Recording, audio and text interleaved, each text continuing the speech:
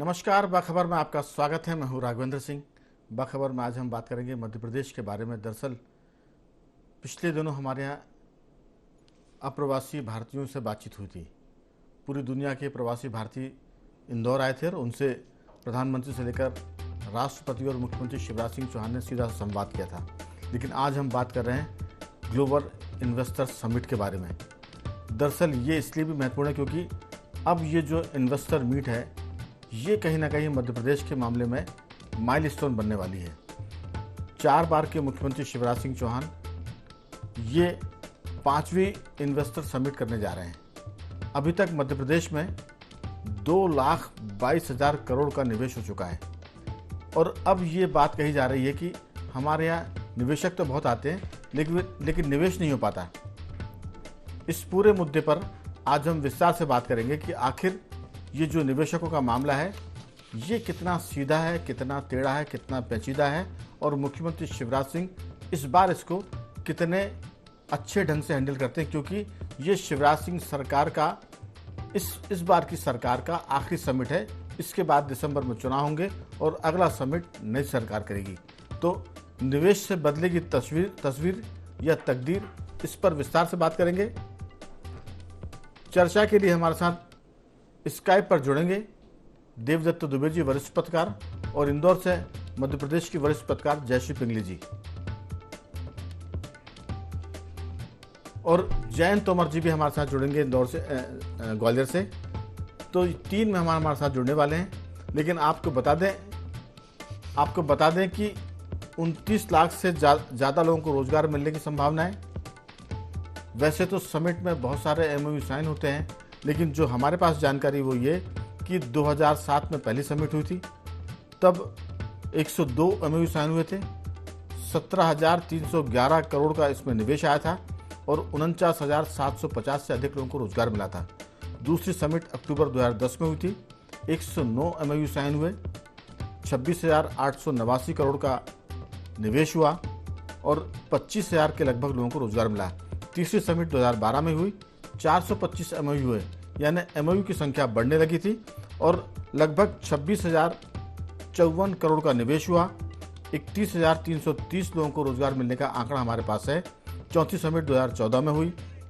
इस सारे मुद्दे पर हम विस्तार से करेंगे बात कि आखिर ये जो इन्वेस्टर मीट होती है, निवेशकों को लाने का जो मामला होता है, सरकार उसमें कितनी सफल होती है, क्योंकि विदेशी निवेश पर भी सरकार की नज़र होती है। लेकिन देश भर से जो निवेशक हमारे साथ जुड़ते हैं, मध्य प्रदेश आते हैं, चाहे वो खजुराहो में निवेशक की मीट हुई हो, या ग्वालियर में हुई हो, या फिर इंदौर में। सबसे पहले चर्चा की शुरुआत इंदौर से हमारे साथ जुड़ी है मध्य प्रदेश की वरिष्ठ पत्रकार जयश्री पिंगली जी। जयश्री जी, आपका बहुत बहुत स्वागत है। और इंदौर एक ऐसा शहर है जहां अभी 2 दिन पहले की बात है, प्रवासी भारतीयों का सम्मेलन, तब भी निवेश की बात हुई थी, क्योंकि जो विदेशों से भारतीय आए थे उन्होंने मध्य प्रदेश में उद्योग के लिए पैसा लगाने की बात की थी। और अब तो ये शुद्ध रूप से निवेशकों से बातचीत हो रही है। क्या लगता है आपको कि जो माहौल बना था प्रवासी भारतीयों के सम्मेलन से, निवेशकों के इस दौर में क्या कुछ मध्य प्रदेश हासिल करेगा? क्या इंदौर का माहौल है? आपकी राय। जी, इस बार देखिएगा आपकी इस बार की जो समिट है वो बहुत अलग है, क्योंकि एक तो प्रधानमंत्री का यहाँ पर आना और प्रवासी भारतीय सम्मेलन जिस तरह से हुआ है, और उसके बाद जब ये समिट हो रहा है, तो इसका मतलब ये निकाला जा रहा था कि एक बहुत बड़ा इंटरनेशनली प्लेटफॉर्म प्रधानमंत्री खुद आकर बना कर गए हैं। तो उसके बाद का जो माहौल है वो बहुत ही, कहते हैं ना कि बहुत ही अपबीट माहौल, बहुत ऊंचाई पर ले जाकर वो माहौल जो बना है, उसका मुझे लगता है कि इस समिट में एक अलग उसकी इम्पोर्टेंस है। और इस समिट में आप देखिएगा जो भी लिस्ट है, जो भी एंटरप्रेन्योर्स या बिजनेस, बड़े बड़े हाउसेस या आईटी सेक्टर से या जी। इंटरनेशनली इसमें पार्टिसिपेट कर रहे हैं, उनका भी एक, आप देखिए कि बड़े बड़े हाउसेस से पहली बार ऐसा हुआ है कि बहुत ही इम्पोर्टेंट डेजिग्नेशंस वाले सारे महत्वपूर्ण जो लोग हैं, जो अधिकारी हैं, वो शिरकत कर रहे हैं, या बड़े बड़े एंटरप्रेन्योर्स शिरकत कर रहे हैं। तो एक बहुत अच्छा माहौल मिला है और हमें उम्मीद करनी चाहिए कि पिछले जितनी भी समिट हुई है उससे ये समिट बहुत आगे की तरफ हमें ले जाती हुई दिखेगी, या बहुत अच्छा इन्वेस्टमेंट, और सरकार के प्रयासों में भी मुझे लग रहा है कि बहुत ज्यादा इस बार जो है वो बहुत प्रतिबद्धता का मामला है और कमिटमेंट वाली बात है, और चूंकि चुनाव का भी साल है, तो मुझे नहीं लगता कि बीजेपी या अभी की जो सरकार है वो इसको लूज करना पसंद करेगी। और जिस तरह से मुख्यमंत्री बार बार कह रहे हैं कि मैं मध्य प्रदेश का सीईओ हूँ, आपके लिए हर वक्त उपलब्ध रहूंगा, तो मुझे लग रहा है कि इस बार सिर्फ भाषणों तक ये बात सीमित नहीं रहेगी उनकी। वो हो सकता है कि वो जमीन पर भी उतरे, और चूंकि चुनावी साल है तो हमें लगता है कि बहुत हमें उम्मीद करनी चाहिए मध्य प्रदेश को। जी। बिल्कुल, लेकिन एक बात और है कि मुख्यमंत्री पिछले लंबे समय से नौकरशाही को कसने की बात कर रहे हैं। मुझे लगता है कि नौकरशाही अगर कस गई, हमने पिछली बार बात की थी 2 दिन पहले कि प्रवासी भारतीयों के सम्मेलन में, कि नौकरशाही अगर चाहे तो सरकार के सपनों को ज़मीन पर उतार सकती है, और अगर वो चाहे तो सरकार के सपनों पर पानी फेर सकती है। तो शिवराज सिंह चौहान मध्य प्रदेश के ऐसे अकेले मुख्यमंत्री हैं जो चौथी बार के मुख्यमंत्री माने जाते हैं, और इस बार उन्होंने जो अपना फोकस किया है वो नौकरशाही पर काम करने के लिए किया है। हमें लगता है कि अगर नौकरशाही ने इस पूरे मामले में सरकार के साथ कदम ताल की, तो ये जो सारा मसला है बड़ा पॉजिटिव होगा। हमारे साथ चर्चा के लिए जुड़ गए हैं देवदत्त दुबे जी भी। देवदत्त जी, आपका बहुत बहुत स्वागत है। मैं लौटूंगा आपके पास, हमारे साथ पहले से जुड़े हुए हैं जयंत जी। जयंत जी, मेरी आवाज़ सुन पा रहे हैं? जयंत तोमर जी, मेरी आवाज़ सुन पा रहे हैं? जी, आवाज आ रही है जी। दरअसल सारा मामला ये है कि मुख्यमंत्री शिवराज सिंह चौहान के लिए ये इन्वेस्टर समिट या निवेशकों का मामला प्रतिष्ठा का प्रश्न भी बन गया है, क्योंकि अब अगर वो जितनी उम्मीद है उतना निवेश नहीं ला पाए तो शायद वो खुद को भी माफ़ नहीं कर पाएंगे, क्योंकि 4 बार का मुख्यमंत्री मध्य प्रदेश में कोई नहीं हुआ अभी तक जो लगातार जिनका कार्यकाल रहा हो। आपको लगता है कि शिवराज सिंह चौहान ने इस पूरे मामले को प्रतिष्ठा का प्रश्न बनाया हुआ है, और इस मामले में अब जो भी नौकरशाही बीच में रोड़ा बनेगी, लगता है वो उसको बड़ी निर्ममता के साथ उसके साथ पेश आएंगे। इसलिए इस बार ऐसा संदेश जा रहा है कि शायद ये इन्वेस्टर समिट बहुत सफल होगी और उम्मीद से ज़्यादा सफल होने की संभावना है। आपकी राय? जी, बिल्कुल ठीक बात है राघवेंद्र जी। ये शिवराज सिंह चौहान के लिए प्रतिष्ठा का प्रश्न है। इंदौर में जो प्रवासी भारतीयों का सम्मेलन हुआ उसमें प्रधानमंत्री जी आए और कई केंद्रीय मंत्री आए, तो उन सबकी भी प्रतिष्ठा इसमें जुड़ी हुई है। और ये उम्मीद की जानी चाहिए कि जब केंद्रीय नेतृत्व साथ में खड़ा हुआ है तो प्रवासी भारतीय भी निवेशक के रूप में आएंगे और दुनिया भर के निवेशकों को आना चाहिए। ये अलग बात है कि जिस तरह की थोड़ी सी अव्यवस्थाएं वहां पे रही उसको लेके असंतोष रहा प्रवासी भारतीय सम्मेलन में। लेकिन जयंत जी, जब घर में बेटी की शादी होती है या हम सत्यनारायण की कथा भी करते हैं तो कुछ ना कुछ चूक हो जाती है, तो हमें लगता है कि इसके लिए थोड़ा सा बड़ा दिल करके सोचने की ज़रूरत है। और मुख्यमंत्री ने इस मुद्दे पर बार बार मंच से भी माफ़ी मांगी थी, और निजी बातचीत में भी उन्होंने इस बारे में बहुत कुछ कहा था। तो मुझे लगता है कि ये जो आप चर्चा कर रहे हैं, ये चर्चा तो जरूर होगी इस पर, लेकिन मुख्यमंत्री शिवराज सिंह ने इस पूरे मामले को बड़ी सफाई के साथ एक तरह से साध लिया था। आपका क्या कहना है? पुरानी जो कंपनियां आई थी, पुराने जो कारखाने हैं वो बदहाली की स्थिति में हैं। लोगों ने जमीनें घेर रखी हैं, सरकारी जमीनें औद्योगिक निवेश के नाम पर।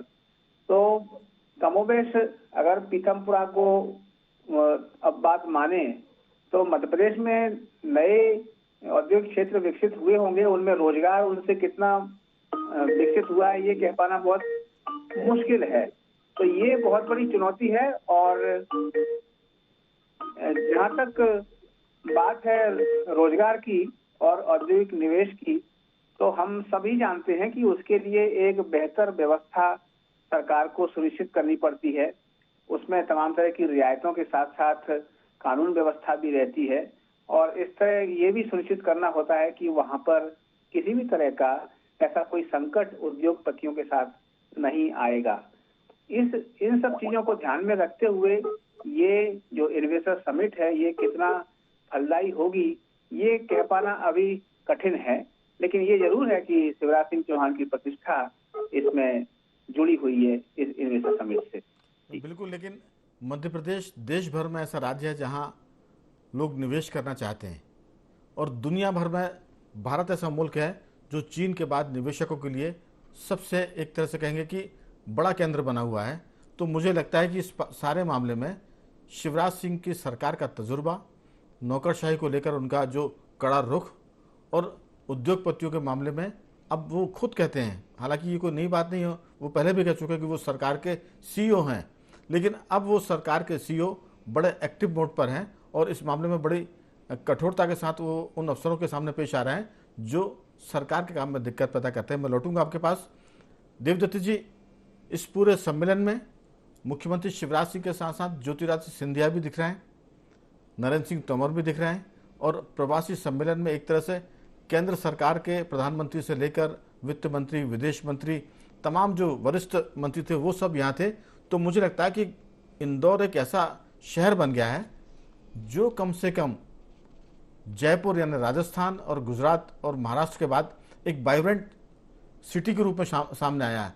वो सुंदरता में है, वो सफाई में है, वो लोगों की मेहमान नवाजी के लिए मशहूर है, और अब हमें लगता है कि अगला जो पायदान है, अगला कदम है, वो निवेश के मामले में भी वो देश में बड़ा स्थान हासिल करने वाला है, ऐसा दिखता है, ऐसे शगुन दिखाई पड़ रहे हैं। आपकी राय इसमें जरूर जानना चाहेंगे। बिल्कुल, इंदौर को मिनी मुंबई भी कहा जाने लगा है आजकल। और जिस तरह से इंदौर की जनता एकजुटता दिखाती है सफाई के मामले में, आपने देखा कि 7 बार का स्वच्छता इंदौर का पुरस्कार ले रहे हैं, नंबर 1 पे आ रहे हैं। और इसी सब पृष्ठभूमि के कारण सरकार ने पूरी ताकत लगाई है। कोई नहीं बचा जिसको दाव पर एक तरह से ना लग गया हो। राष्ट्रपति, प्रधानमंत्री, केंद्रीय मंत्री, पूरी सरकार एक हफ्ते से इंदौर में है। और जिस तरह से प्रयास कर रहे हैं मुख्यमंत्री और सब लोग, उसके बाद मुझे लगता है कि अब ये प्रयास फलीभूत हो जाना चाहिए। अधिकारियों को भी वैसा ही बड़ा हृदय दिखाना पड़ेगा जिस तरह के वादे किए हैं। जैसे मुख्यमंत्री ने कहा कि आप तो होटल के कमरे में रुक जाइए, सब कागज आपको कंप्लीट करके हम वहीं भिजवा देंगे। तो यदि अफसरशाही और सहयोग करे तो ये एक अच्छा अवसर है मध्य प्रदेश के लिए, इंदौर के लिए और हम सब के लिए। लेकिन इतनी समिट हो चुकी है प्रदेश में कि पिछले 2007 से लगातार चल रही हैं, लेकिन जितनी हमने अपेक्षाएं पाली वो पूरी नहीं हुई हैं। कहीं ना कहीं खामियां रहीं, अधिकारी लेवल पर, कर्मचारी लेवल पर सिंगल विंडो खिड़की की भी बात की गई। लेकिन इस बार तो अब मुख्यमंत्री की ही नहीं, जैसे प्रधानमंत्री भी आ चुके, राष्ट्रपति भी, केंद्रीय, सब कुछ दाव पे लग चुका है। तो अब मुझे लगता है कि सभी को उस भावना से सोचना चाहिए कि कितना जरूरी हो गया है निवेश यहाँ का, बेरोजगारी दूर करने के लिए, विकास के लिए और नई संभावनाओं को तलाशने के लिए।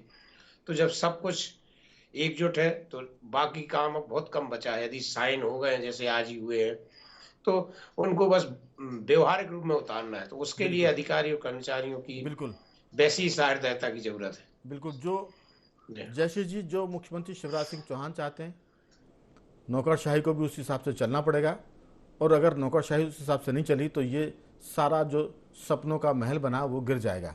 लेकिन मैंने बार बार इसका मैं जिक्र कर रहा हूँ कि इस बार शिवराज सिंह अलग मूड में हैं। वो कई बार अपने भाषणों में कहते थे कि मामा फार्म में हैं, वो एक्शन में तो है, लेकिन हम इस चर्चा में ये भी जोड़ रहे हैं कि इस बार की जो समिट है, ये जो मीट चल रही है, इन्वेस्टर मीट, इसमें शिवराज सिंह चौहान की प्रतिष्ठा दाव पर है, मध्य प्रदेश की प्रतिष्ठा दाव पर है, और आईएएस ऑफिसर्स की प्रतिष्ठा भी दाव पर है। क्योंकि लोग कहेंगे कि मध्य प्रदेश की नौकरशाही बहुत बिगड़े रहे, वो सरकार के हर उस सपने को चूर चूर करती है जो मध्य प्रदेश के विकास को लेकर होता है। तो मुझे लगता है कि चुनावी साल है, सरकार ने बहुत कुछ सपने बुने हैं और लोगों को दिखाए भी है। मुख्यमंत्री के साथ साथ पिछले दिनों जो मैंने बार बार जिक्र किया कि राष्ट्रपति, प्रधानमंत्री, केंद्र सरकार के मंत्री, और आज की हम बात करें तो ज्योतिरादित्य सिंधिया, नरेंद्र सिंह तोमर, ये सब हैं। तो आपको लगता है कि मध्य प्रदेश में श्रमिक शांति भी है, कोई यहाँ आंदोलन नहीं होते, श्रमिकों को लेकर कोई शोषण की बातें सामने नहीं आती है, और ना ही वो उद्योगपतियों को तंग करते जैसा पहले कभी हुआ करता था। आपको लगता है कि मध्य प्रदेश में माहौल बड़ा अच्छा है, सरकार बड़ी पॉजिटिव है, और पूरे देश में मध्य प्रदेश सेंट्रली लोकेट है, केंद्र में है, यहाँ रेलवे ट्रैक बहुत बढ़िया है, आने जाने के साधन बहुत अच्छे हैं, सब लोग मध्य प्रदेश आसानी से पहुँच सकते हैं। तो आपकी राय की सारी स्थितियाँ बेहतर है, यानी मौका भी है और दस्तूर भी है। ये निवेशकों के लिए भी अच्छा है, सरकार के लिए भी अच्छा है, और मध्य प्रदेश के लिए भी। जयश्री जी। जी बिल्कुल सही कह रहे हैं आप कि मध्य प्रदेश जो है वो सेंट्रली लोकेटेड है, और यहाँ पर अगर अपन बात करें तो वातावरण जो है वो एटमॉस्फेयर एक अलग किस्म का पीसफुल है और वेदर जो क्लाइमेट की अपन बात करते हैं तो वो भी बहुत बेहतरीन है। रहने लायक जो अच्छी शहर या प्रदेश माने जाते हैं उनमें मध्य प्रदेश है। और रहा सवाल इन्वेस्टर्स के आने का, और तो बीजेपी को मुझे लगता है जो पॉलिटिकल कमिटमेंट चाहिए या जो विल चाहिए लीडरशिप की, वो इसलिए भी मायने रखती है कि पिछला चुनाव बीजेपी यहाँ पर हार चुकी है। तो उसका बहुत दारोमदार रहेगा कि वो इंडस्ट्रीज को रोजगार के अवसर पैदा करे। बेरोजगारी जो ग्राफ है उसमें मध्य प्रदेश की जो हालत है और खेती की जो स्थिति है, उन तमाम चीजों को देखते हुए वो एक नए किस्म का वातावरण युवाओं को दे सके। क्योंकि पिछली बार हमने देखा है कि पिछला चुनाव जो है वो किसानों की वजह से, किसानों का जो असंतोष था उसकी वजह से बीजेपी ने लूज किया हुआ है। तो उसका पॉलिटिकल मीनिंग भी है। और नेता और लीडर वही होता है कि जो अपनी टीम को यानी अफसरों को कमान अपनी कमान में रखे और बेहतर तरीके से उनसे सुचारू रूप से काम करवाए। तो एक बेहतर लीडरशिप की भी जरूरत है। और अगर वो काम नहीं कर रहे हैं तो उनसे काम करवाया जा सके ऐसी व्यवस्था करने की भी जरूरत है। क्योंकि आने वाला साल, और सबसे बड़ी बात की मध्य प्रदेश बहुत उम्मीदों से देख रहा है इस बार इस समिट को, प्रवासी भारतीय सम्मेलन को, क्योंकि हमने इस तरह का वातावरण पहली बार देखा है। और हम एक अलग किस्म का गौरवान्वित महसूस करते हैं कि जो चीजें अभी तक बड़े कैपिटल प्लेस पर होती थी, मुंबई, दिल्ली और बड़ी बड़ी जगह होती थी, वो इंदौर जैसी जगह में, मध्य प्रदेश जैसी जगह में हुई है। तो उसका एक बहुत प्राइड फीलिंग भी है, आम बिल्कुल। लोगों का अलग जुड़ाव है इन तमाम। जयश्री जी, एक बात और है, मध्य प्रदेश में क्रमशः जितनी भी ये इन्वेस्टर समिट्स हुई हैं, मीट हुई हैं, उसमें निवेश का जो आंकड़ा वो बढ़ता गया है। मैं सिर्फ 5 निवेशक सम्मेलन की बात करूंगा कि पहला जो एक तरह से सम्मेलन हुआ था वो 2007 की बात है। तब 102 MOU साइन हुए थे और 17,000 करोड़ के निवेश का सरकार को एक तरह से निवेश मध्य प्रदेश में आया था।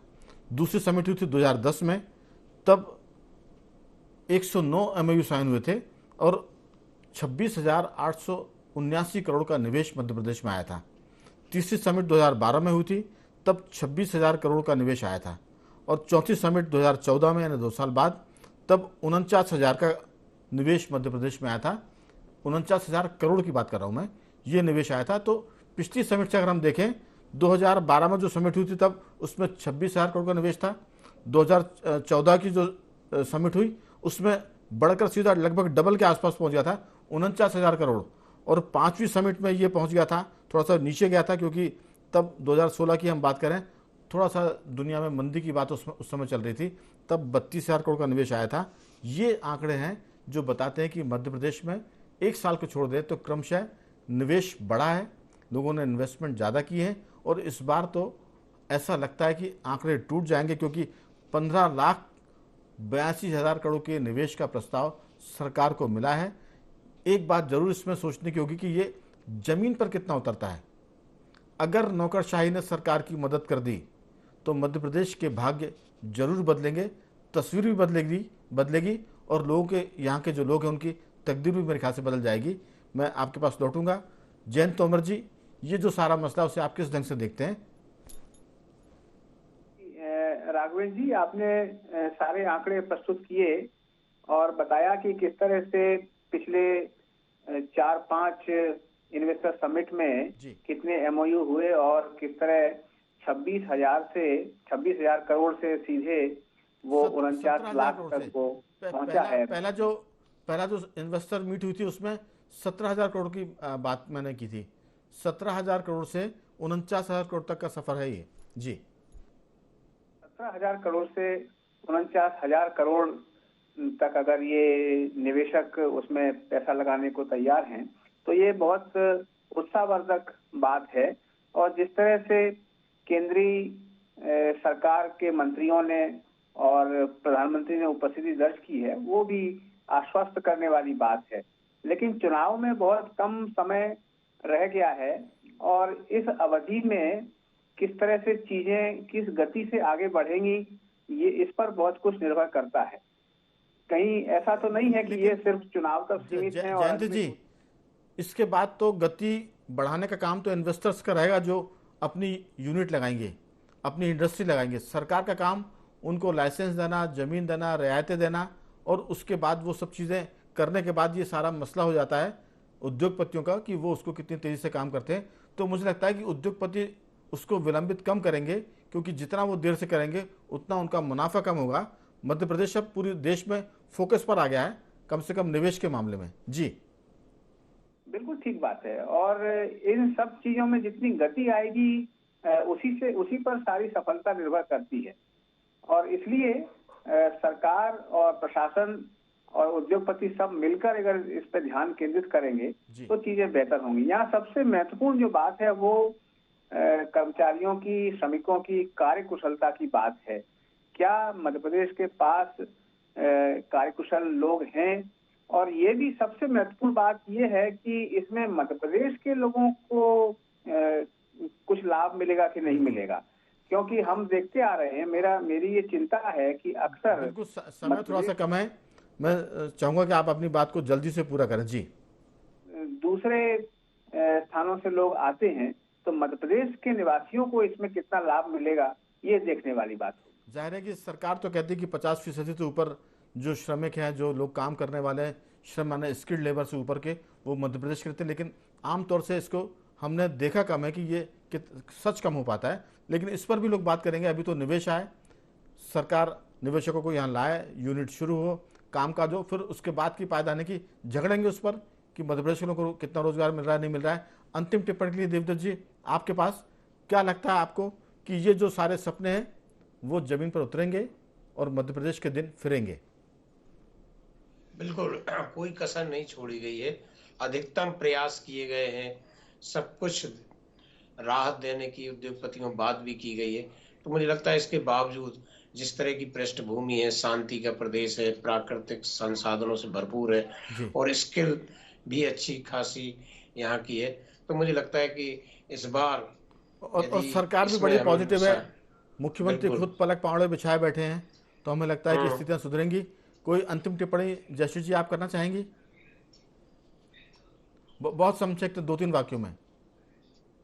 कल जो है वो सुनहरा हो, और हमें जिस बात की एक फिक्र है कि बेरोजगारी को लेकर और नए रोजगारों को लेकर, तो उसके लिए एक नए दरवाजे खुले हैं और एक बड़े बड़े वेंचर जिस तरह से घोषणा हुई है उसी तरह से सारे लोग जो बड़ी बड़ी इंडस्ट्रीज है और कॉर्पोरेट्स हैं वो मध्य प्रदेश की तरफ रुख करें। जी पीथमपुर के मसले में आप कुछ कहना चाहेंगे? क्योंकि इंदौर के पास देवास एक औद्योगिक शहर था और एक पीथमपुर।